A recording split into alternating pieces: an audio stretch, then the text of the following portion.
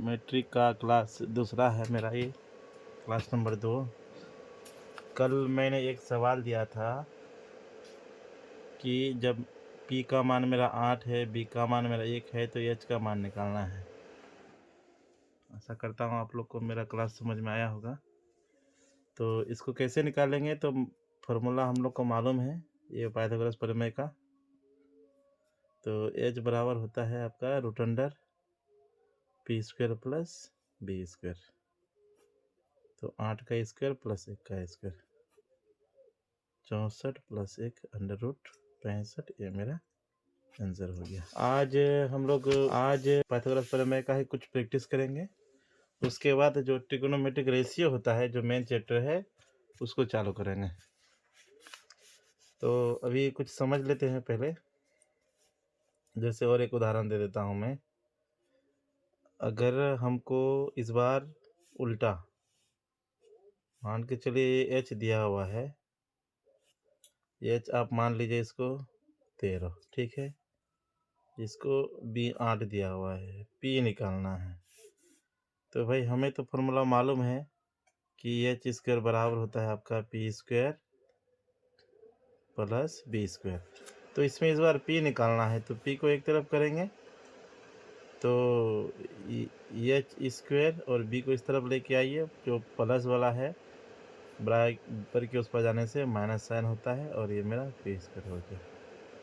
इसको हम इस तरह से भी लिख सकते हैं, √h² माइनस b², ठीक है। ये फार्मूला मैंने बनाया है पाइथागोरस थ्योरम से ही, मतलब ये मेरा मेन फार्मूला हो गया। जो भी होगा इधर उधर करके ही ये बस होगा, और कुछ नहीं। तो इसमें मेरा दिया हुआ वैल्यू है, h का मान आपको दिया है 13 का स्क्वायर, फिर हमको 8 का स्क्वायर। तो 13 गुना 13 169, और 8 8 64। इसको माइनस कर लीजिए आप। तो 9 में से 4 गया 5, 6 में से 6 गया 0, 105। 105 टूटेगा आपका, 105 कहीं नहीं टूटेगा। तो अंडर रूट में आपको हो जाएगा ये, ठीक है। ये एक प्रकार का वैल्यू हो गया भाई। इसी तरह से बहुत सारा है जो हम लोग मान निकाल सकते हैं, और आगे अभी सवाल आएगा उसको बनाना है। अब अति समझने वाली बात है, अभी आपको बता रहे हैं। हमको संबंध समझना है। कहेंगे संबंध मतलब किसके किसके बीच में? भुजा और कोण के बीच में। एक चीज दोस्तों समझना है कि एक समकोण त्रिभुज में क्या होता है कि ये कोण मेरा 90 डिग्री होता है। अब इसमें देखिए, जो मेरा ये बेस है, जिसको हम लोग आधार बोलते हैं, जितना बड़ा होगा उसके जो सामने वाला एंगल है, ये वाला एंगल, उतना ही बड़ा होगा। मतलब अगर ये वाली भुजा, सपोज दैट ABC, अगर मेरा AC भुजा बड़ा है, इसका मतलब एंगल बड़ा है, तो एंगल ABC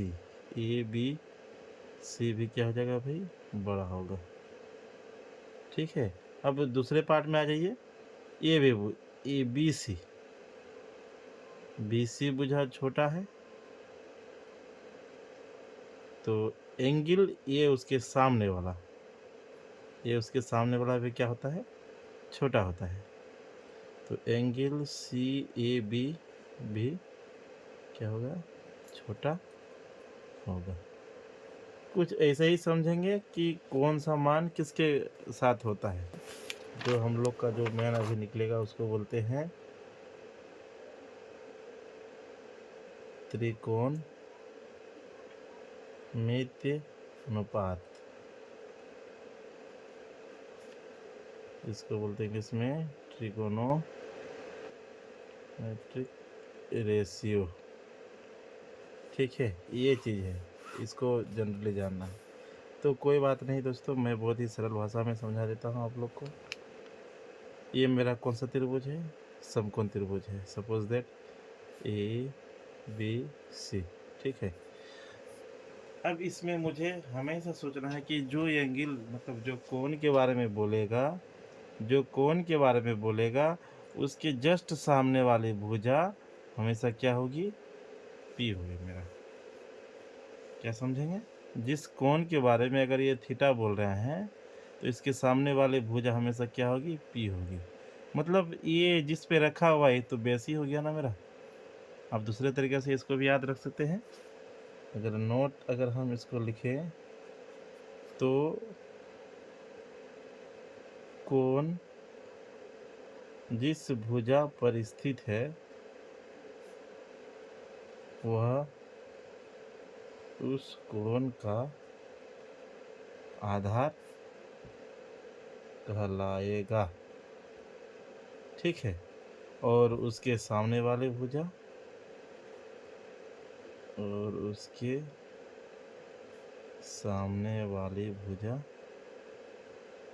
क्या होगी भाई, लंब या शीर्ष लंब जिसको कहते हैं, शीर्ष लंब होगी। ठीक है, समझ गए?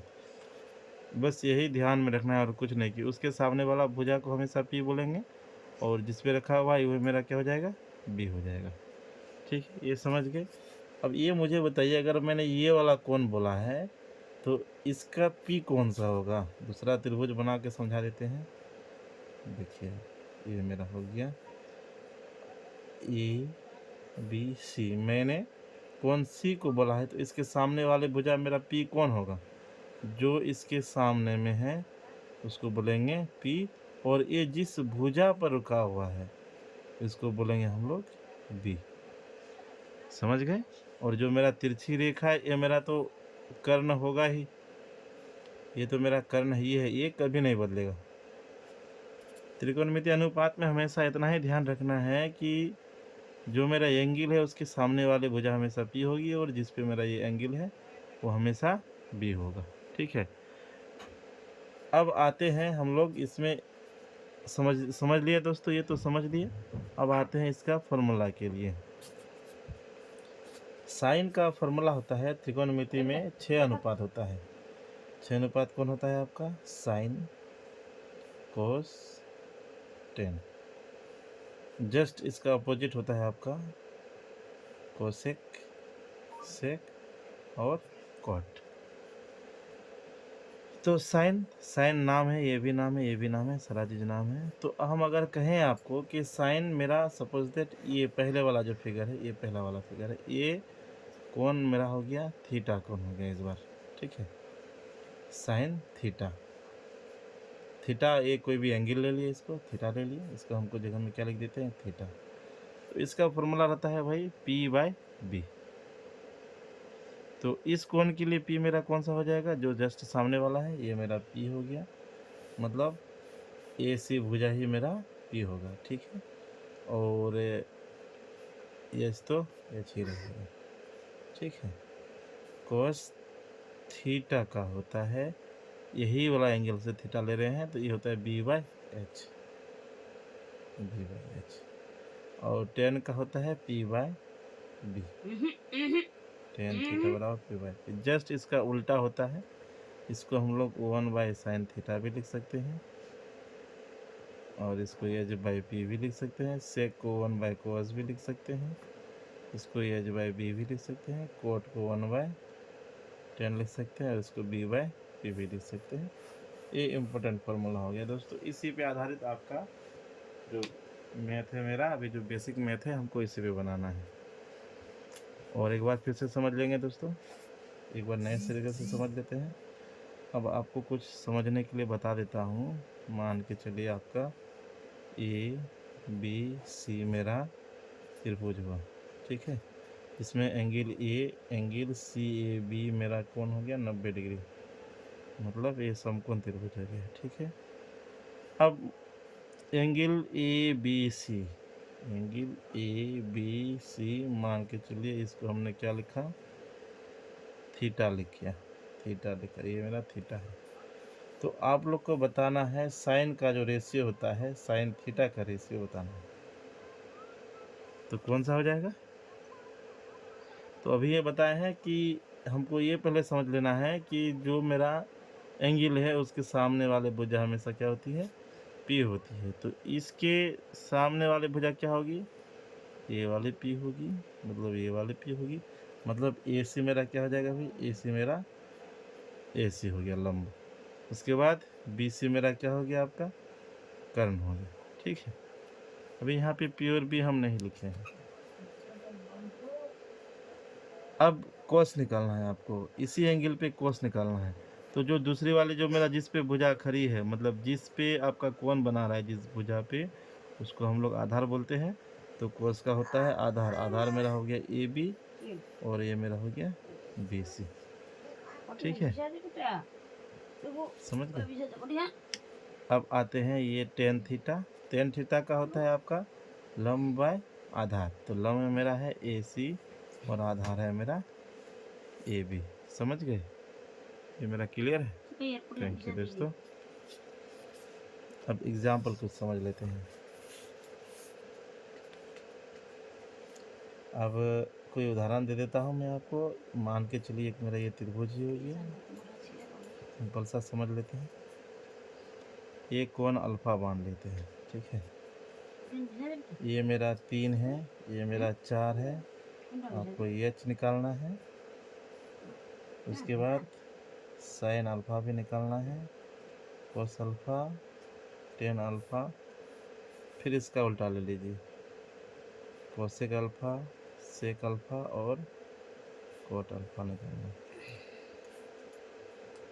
ठीक है, देखिए अब सबसे पहले बात है कि मुझे ये कोण दिया हुआ है, तो इसके सामने वाले भुजा मेरा ये पी हो गया, मतलब ये मेरा पी हो जाएगा और जिस पे खड़ा ये मेरा बी हो जाएगा। ये तो समझ गए। पाइथागोरस थ्योरम में क्या होता है कि एच का मान निकालना है P square plus B square under root. तो अंडर रूट मेरा पी का मान कितना है भाई, 4। यहाँ पे मेरा पी समझ गए कि कोण के जस्ट सामने वाली भुजा हमेशा पी होती है। कोण के जस्ट सामने वाली भुजा हमेशा पी होती है, ये समझ जाना है। बस एक ही पॉइंट याद रखना है कि कोण के अल्फा के सामने वाले भुजा क्या होगी भाई, पी होगा, मतलब शीर्ष होगा। ये समझ गए, बस इतना याद रखना है और कुछ नहीं। पूरा त्रिकोणमिति समझ में आ जाएगा आपको। अगर आप कुछ भी नहीं आता है, अगर आपका दिमाग में नहीं बैठ रहा है बात, तो ये सिर्फ इतना ही पॉइंट याद रखना है, सारा का सारा समझ में आ जाएगा आपको। Thank you. तो मैंने क्या किया अभी, ये पी एच का मान निकाल रहे हैं। तो पी स्क्वायर, पी का मान 4 पर स्क्वायर और बी का मान 3 पर स्क्वायर। तो ये 16 प्लस 9 अंडर रूट 25, 25 का रूट मेरा 5 हो जाएगा। ठीक है, अब फॉर्मूला में आते हैं। तो साइन अल्फा का होता है पी बाई एच, पी का मान है 4, एच का मान है 5, ये निकल गया। कोस तो बी बाई एच होता है, अभी मेरा बी मेरा यहाँ 3 है और एच मेरा 5 है। टेन का पी बाई बी होता है, पी का मान 4। ठीक है, ये निकालना है उल्टा वाला। तो इसको हम लोग दो तरीक़ा से लिख सकते हैं, या तो एच बाई पी लिख सकते हैं। ठीक है, अभी एच बाई पी के हिसाब से बनाएंगे। तो एच का मान मेरा हो गया 5 और पी का मान मेरा है 4। इसको बी बाई एच लिख सकते हैं। फॉर्मूला होता है बी का मान 3, एच का मान सॉरी एच बाई बी को सेक है ना। तो ये मेरा एच का मान 5 हो गया और बी का मान हो गया 3। इसको बी बाई पी लिखेंगे, बी का मान 3 और पी का मान 4। ये मेरा फॉर्मूला हो गया। एक क्लियर समझ में आ गया आप लोग को। आज के लिए बस इतना ही। थैंक यू दोस्तों। अगर पसंद आया हो तो लाइक और शेयर और सब्सक्राइब जरूर कीजिएगा।